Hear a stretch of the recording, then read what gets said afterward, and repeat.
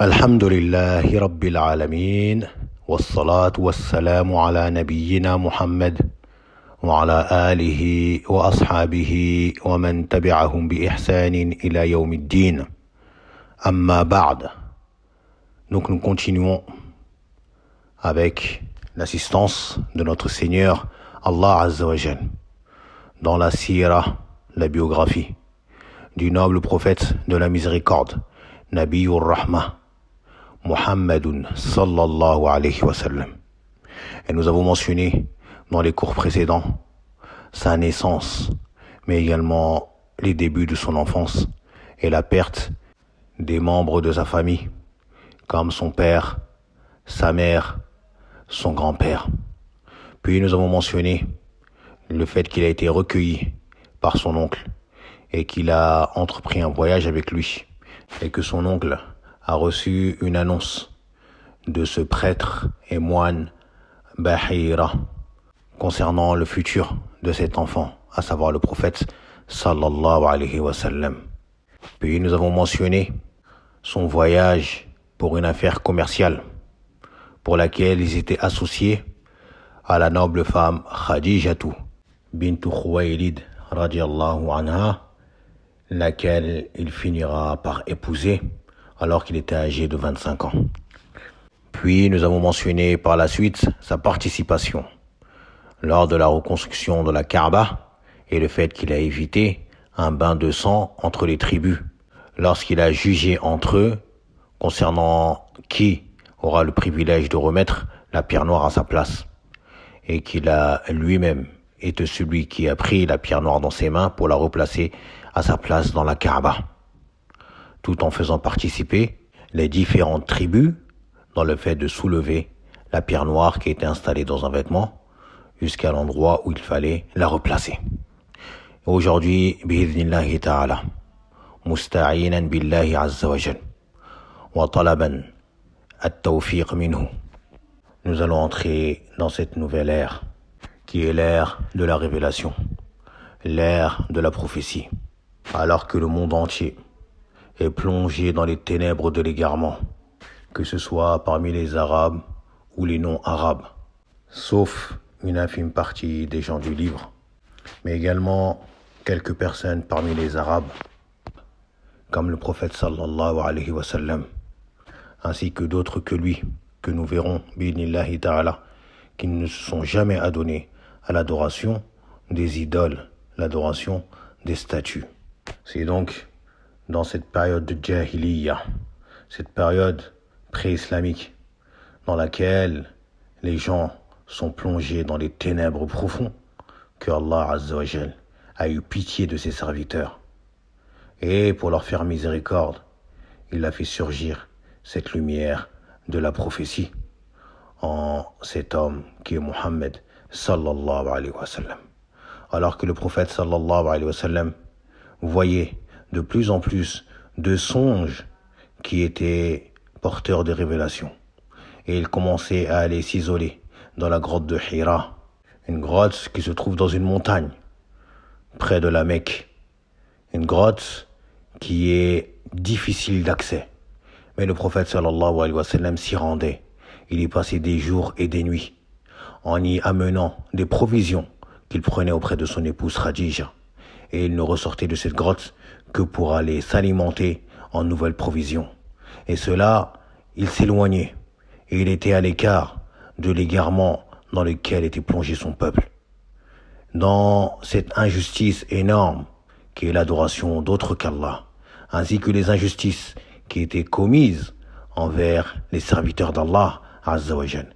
Le prophète sallallahu alayhi wa sallam s'isolait dans cette grotte et s'y a donné à la méditation, mais également à une adoration d'Allah Azza wa Jal que Allah lui a facilité.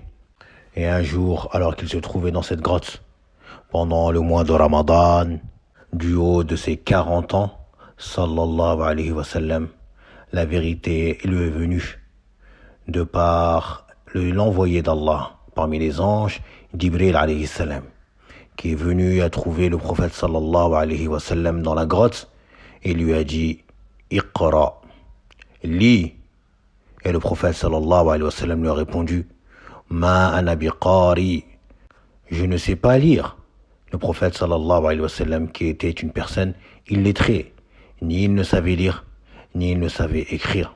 Et cela de par sagesse d'Allah azza wa jal. Sinon, ils auraient dit de lui qu'il les écrit lui-même et qu'il les invente lui-même. C'est pour cela qu'Allah azza wa jal a dit dans la sourate Al-Ankabut: وَمَا كُنْتَ تَتْلُو مِنْ قَبْلِهِ مِنْ كِتَابٍ وَلَا تَخُطُّهُ بِيَمِينِكَ. Allah azza wa jal dit sur une traduction approximative du verset 48 de la sourate Al-Ankabut: et avant cela, tu ne récitais aucun livre et tu n'en écrivais aucun de ta main droite. إِذًا لَارْتَابَ الْمُبْتِلُونَ. Sinon ceux qui nient la vérité auraient eu des doutes. Yani, ils auraient dit que plutôt Mohammed les écrit lui-même, ou alors il les a lus quelque part, ces choses qu'il prétend être révélations. Mais Allah a fait de lui un prophète illettré. Donc lorsque Jibril lui a dit Iqra, il a répondu: je ne sais pas lire. Le prophète sallallahu alayhi wa sallam ne sachant pas lire. Et sur cela, Jibril alayhi salam l'a fortement serré, au point où le prophète sallallahu alayhi wa sallam a commencé à suffoquer, et il l'a relâché. Et il lui a redit Iqra. Et le prophète sallallahu alayhi wa sallam a répété la même chose: il ne sait pas lire. Ma ana biqari. Et Jibril l'a ressaisi une seconde fois. Puis il l'a relâché. Il lui a redit Iqra. Et le prophète sallallahu alayhi wa sallam a répété la même chose. Jibril l'a saisi et l'a relâché.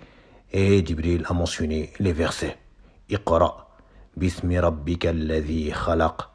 خلق الإنسان من علق اقرأ وربك الأكرم الذي علم بالقلم علم الإنسان ما لم يعلم.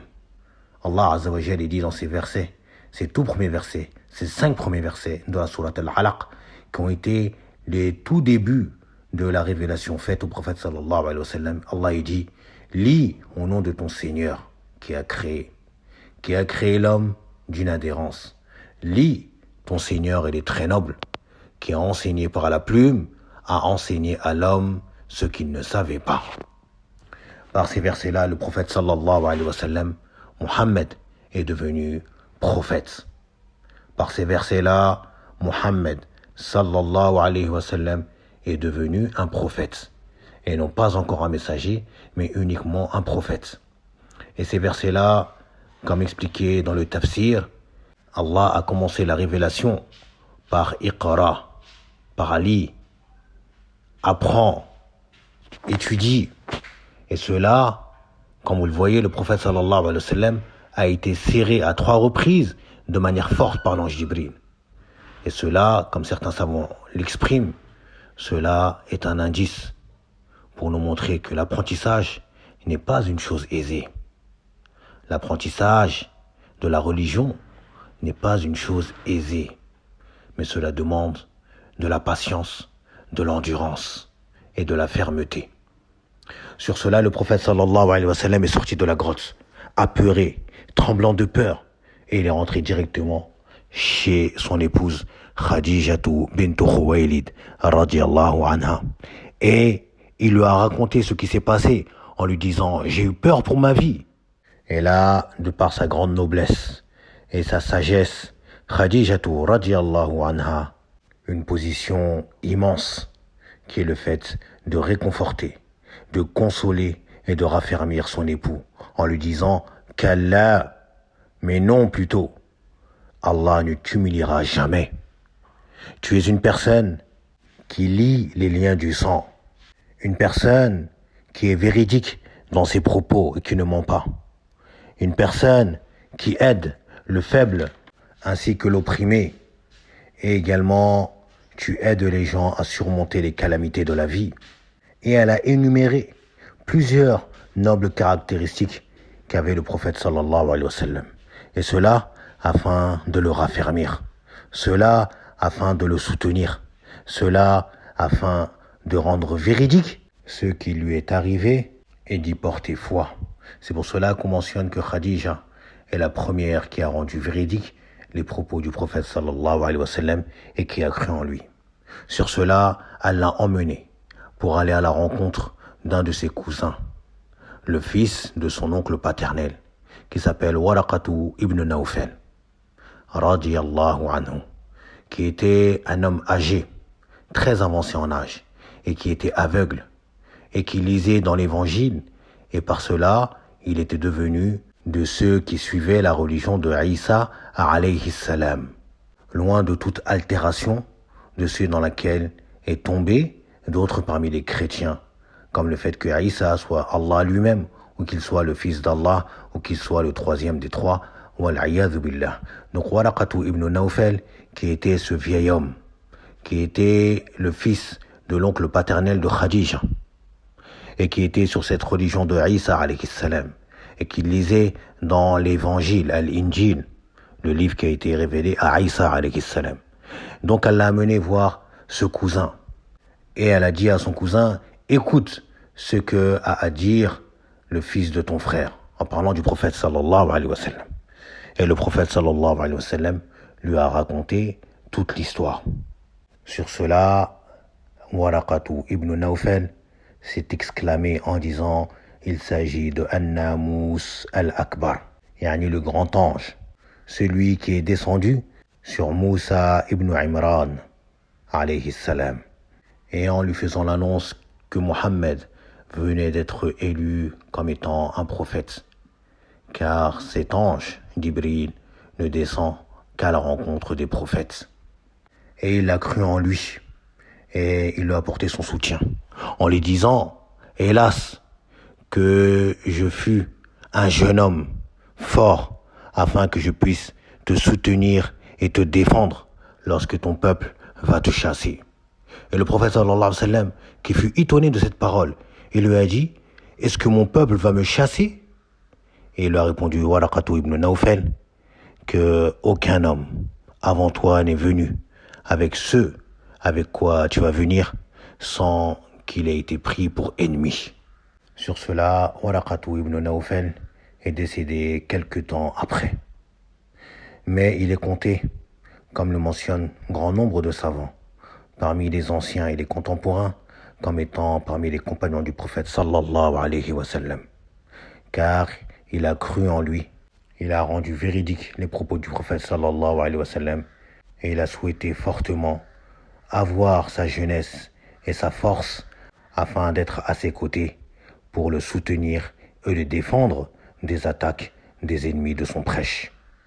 Et plusieurs hadiths ont été mentionnés concernant Waraqatu ibn Nawfal.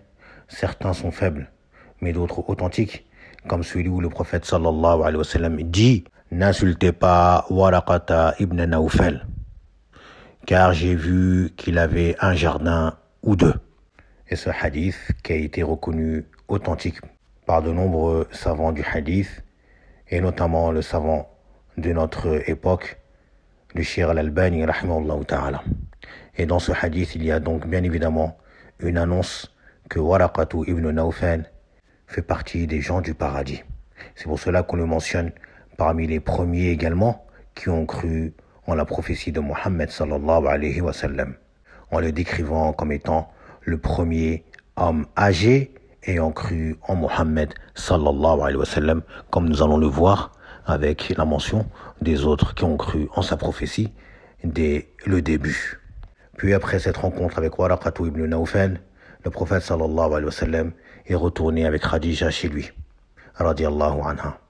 Et la révélation s'est interrompue pendant quelques jours uniquement, comme le mentionne le noble savant Abdullah ibn Abbas, radiyallahu anhuma, que la révélation s'est interrompue et le prophète sallallahu alayhi wa sallam commençait à ressentir un manque et un désir de revoir cet ange et de recevoir à nouveau la révélation. Et c'est sur cela qu'un jour, alors qu'il était dehors, il a entendu une voix l'appeler. Et lorsqu'il a levé sa tête vers le ciel, il a vu l'ange qui était venu le voir dans la grotte, c'est-à-dire l'ange Jibril alayhi salam, qui était assis sur un trône entre le ciel et la terre. Et l'ange Jibril l'a raffermi en lui disant « Ô Mohammed, tu es véritablement le messager d'Allah. » Le prophète sallallahu alayhi wa sallam a été une nouvelle fois pris de peur et il a pressé le pas et rentré chez lui et il a dit à son épouse « Dathiruni zammiluni, recouvrez-moi, enveloppez-moi. » Et elle a pris un vêtement qu'elle a mis sur lui et là Allah azza wa jalla lui a révélé les versets يا أيها المدثر قم فأنذر وربك فكبر وثيابك فطهر والرجز فاهجر ولا تمنن تستكثر ولربك فاصبر. Allah Azza wa Jalla dit dans ces versets, qui sont les premiers versets de la sourate Al-Mudaththir, par lesquels le prophète sallallahu alayhi wa sallam est devenu, par la révélation de ces versets, un messager, car Allah lui ordonne d'aller transmettre le message. Allah Azza wa Jalla dit, sur une traduction approximative, ô toi, le revêtu d'un manteau, lève-toi et avertis. Lève-toi et avertis. Et de ton Seigneur célèbre la grandeur, et tes vêtements purifie-les, et de tout péché écarte-toi, et ne donne pas dans le but de recevoir davantage, et pour ton Seigneur endure. C'est donc par ces versets où Allah lui ordonne de se lever et d'aller transmettre le message et d'avertir les gens, de les mettre en garde contre un châtiment terrible qui s'abattrait sur eux ici-bas et dans l'au-delà s'ils ne délaissaient pas l'adoration d'autre qu'Allah et qu'ils retournaient à l'adoration d'Allah seul. Et le prophète sallallahu alayhi wa sallam s'est donc levé et il a mis à exécution l'ordre de son Seigneur qui est la transmission. Et il s'est mis à transmettre le message de la plus belle des manières, sallallahu alayhi wa sallam, jusqu'à son dernier souffle, durant ces 23 années de sa prophétie, et qu'il soit le messager et l'envoyé d'Allah à l'ensemble des gens, parmi les djinns et les êtres humains. Pendant ces 3 premières années, le prophète sallallahu alayhi wa sallam a appelé à Allah azza wa jal sans relâche, mais de manière secrète, à commencer par ceux qui lui étaient proches, parmi sa famille et son entourage. Sur cela, il n'a laissé personne. Donc il a prêché et appelé le grand comme il a appelé le petit. Il a appelé l'homme libre comme il a appelé l'esclave. Il a appelé les hommes comme il a appelé les femmes. Il a appelé celui qui est de couleur noire comme celui qui est de couleur blanche. Et un grand nombre des serviteurs d'Allah ont répondu à cet appel parmi toutes les tribus.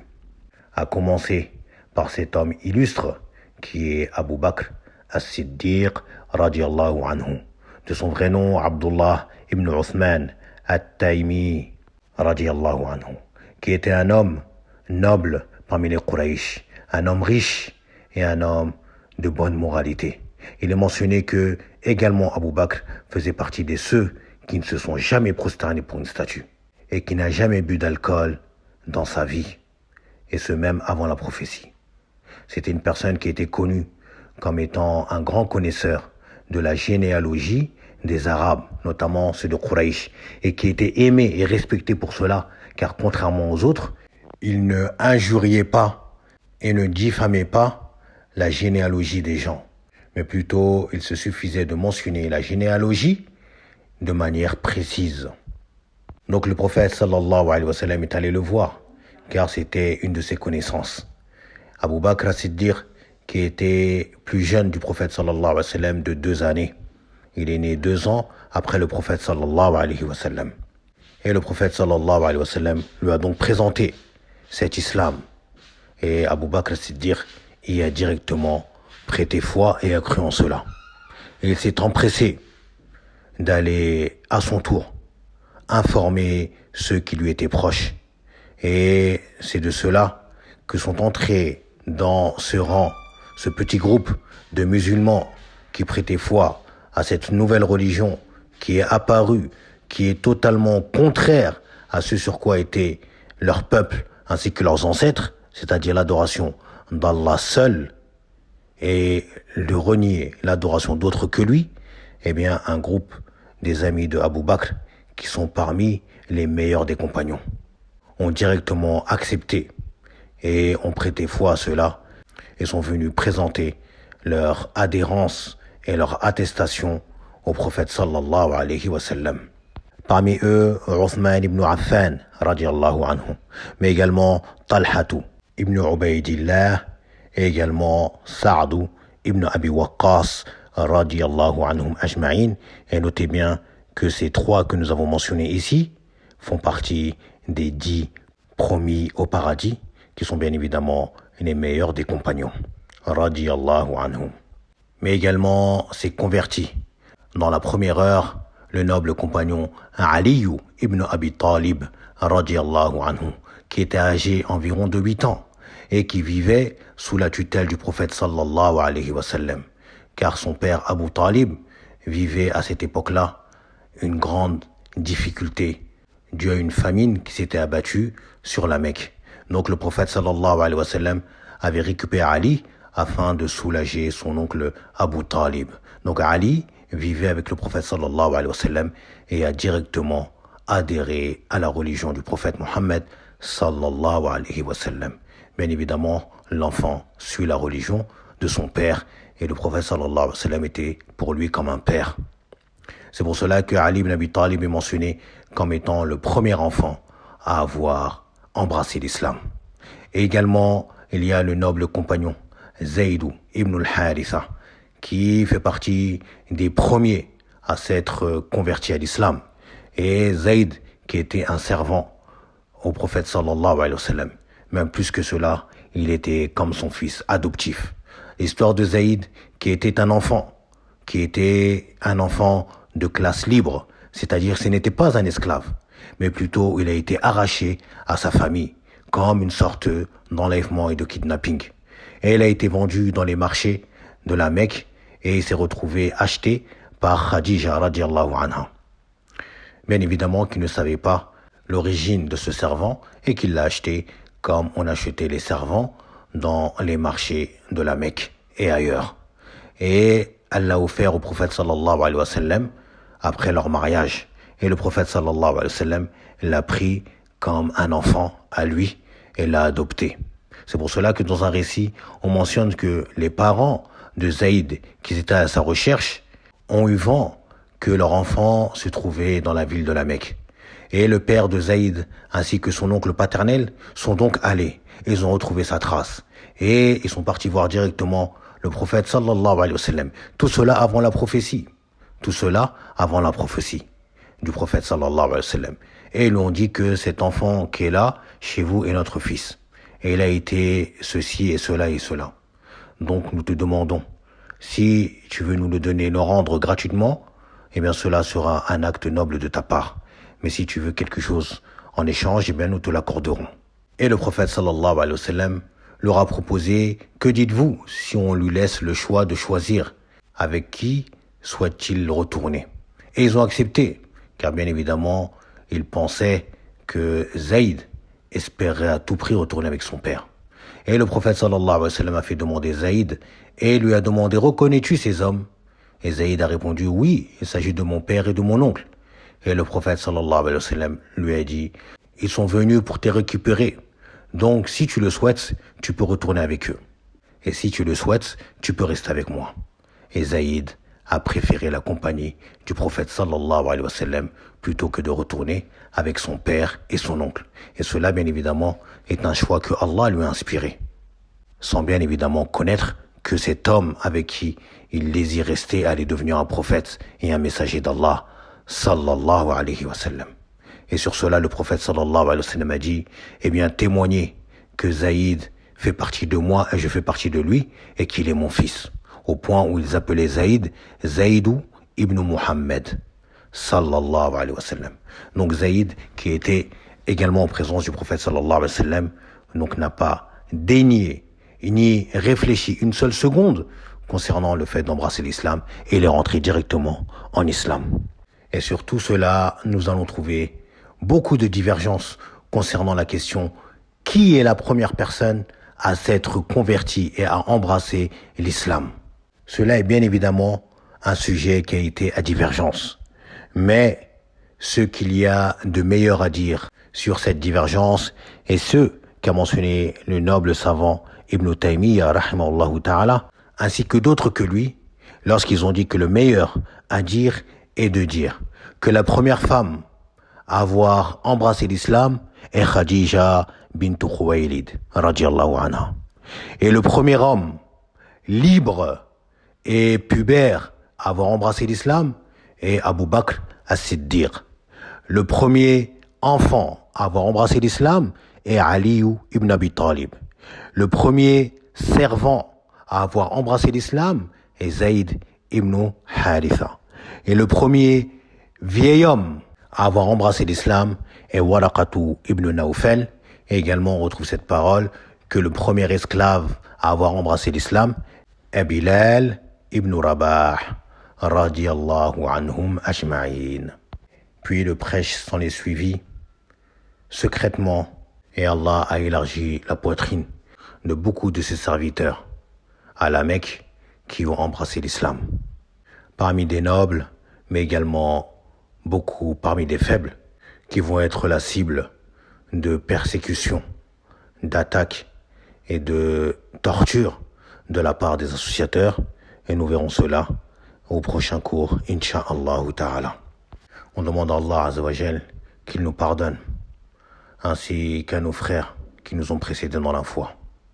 On demande à Allah Azza wa Jal qu'il retire de nos cœurs toute haine et rancune envers les compagnons du prophète sallallahu alayhi wa sallam et qu'il place dans nos cœurs l'amour profond pour ces hommes qui ont soutenu le prophète sallallahu alayhi wa sallam au risque de leur vie. ربنا آتنا في الدنيا حسنة وفي الآخرة حسنة وقنا عذاب النار ربنا لا تزغ قلوبنا بعد إذ هديتنا وهب لنا من لدنك رحمة إنك أنت الوهاب وصلى الله وسلم وبارك على محمد وعلى آله وأصحابه أجمعين سبحانك اللهم وبحمدك وأشهد أن لا إله إلا أنت وأستغفرك وأتوب إليك بارك الله فيكم.